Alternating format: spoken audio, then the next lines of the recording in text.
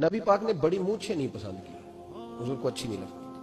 ایک بات پوچھتا ہوں آپ سے، یہ درد دل ہے میرا اور صرف سمجھانے کے لیے عرض کر رہا ہوں، کوئی تنقید نہیں، اللہ تعالیٰ مجھے نیت کا وضو عطا کرے۔ ایک بات بتانا، اگر بہو کھانا پکا کے لائے اور سالن سے بال نکل آئے تو پھر اس کا کیا حال ہوتا ہے؟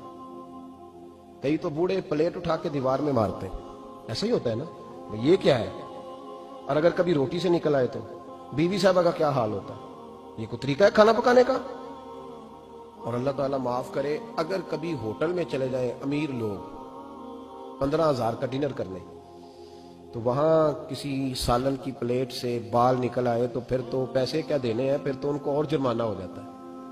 یہ تو سارے بال نکل آئے تو مشکل، اور ویسے بھی جو نفاست ہے نا طبیعت کی، اس پر بوجھ بنتا ہے، بال کھانے میں ہو آٹے میں ہو تو بوجھ بنتا ہے۔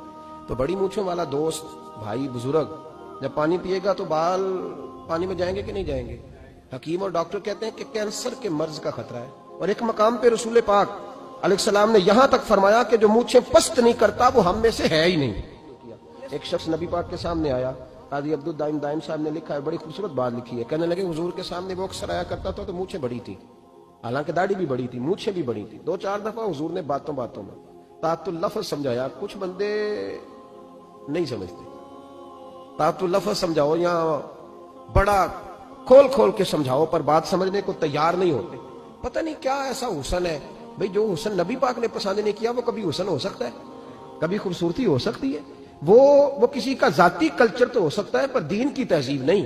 نبی کریم علیہ السلام نے کئی دفعہ سمجھایا تو ان کی سمجھ میں بات نہ آئی۔ ایک دن وہ بیٹھے ہوئے تو حضور نے ایک صحابی سے فرمایا کینچی لاؤ، کہنے لگے میں سمجھ گیا کہ میرے ساتھ کچھ ہونے لگا ہے۔ ساتھ ہی حضور نے فرمایا ایک مسواک بھی لانا، کہنے لگے میں نے کہا بچت ہو گئی، میرے تو دانت صاف ہے، تو یہ شاید اس کی بات ہونے لگی ہے جس کے دانت بھی ٹھیک نہیں۔ دونوں چیزیں جب آ گئی نا تو حضور اٹھے اور نبی پاک نے مسواک ان کے ہونٹوں پہ رکھی، اسی سے آبی ہونٹوں کے اوپر مسواک رکھ کے تو اوپر سے حضور نے مونچھیں کاٹ لی، فرمایا یہ نہ ایسا کرو، یہ چیز مجھے پسند نہیں ہے۔